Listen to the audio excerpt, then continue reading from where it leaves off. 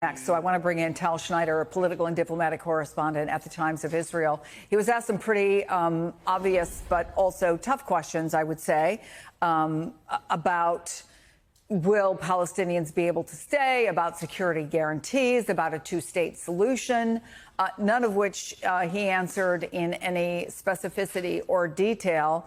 These are the kinds of questions that will have to be answered as things move forward. I wonder, given your breadth of experience, what you're going to be watching for in the coming days.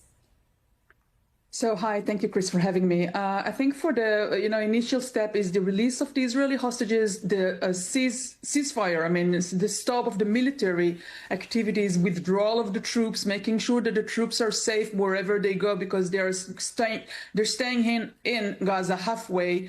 And obviously, we have to flow in a lot of humanitarian aid to keep the Gaza people, with food and water and medicine and equipment. And also there is the release of terrorists, people who were convicted here inside Israel, and they're going to be released. So those are the major steps for them. And that's a lot for a couple of days.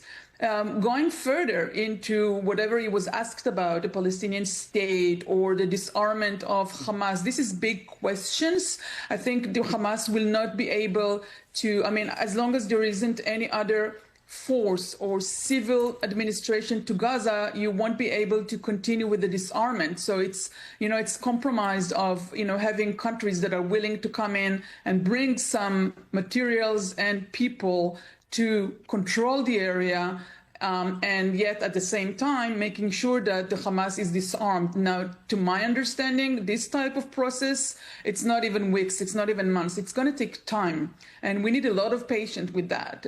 So as long as we have aid flowing in and the hostages out and the region is stabilized, I think this is actually, as Trump said, that his team was very, very smart. I think I agree with that. Because they understood that you have to bring the people that were taken from their houses and from the Nova Music Festival. You have to let those people get out and get, medical help first. And this is first step. And instead of doing this step by step, bringing a couple of people here and there, he wanted everybody out at first. And that was very smart. And this will enable the steps that will follow with respect to the entire arrangements. And the anticipation of that, right? We've already seen what's happening. We have watched here from afar what's going on, for example, in Hostage Square, the celebrations that are going on, champagne corks being popped, the excitement, cheering, cautious optimism, heartwarming scenes, really. But talk about what you are seeing and hearing and the mood that surely must have shifted dramatically over the last 12 hours or so. That's true. The announcement came from Trump around 2:30 a.m. last night. Well, most of the people were sleeping. I was up waiting for that because we knew it's going to come. And I think at 6 or 7 a.m. people woke up to this news and they were really all over the country. This is the only subject people are talking about. People took out to the streets and danced in the streets. You could have seen that in Hostage Square. The mood shifted dramatically. There was huge Israeli support. I'm talking about polling, but about public atmosphere as well.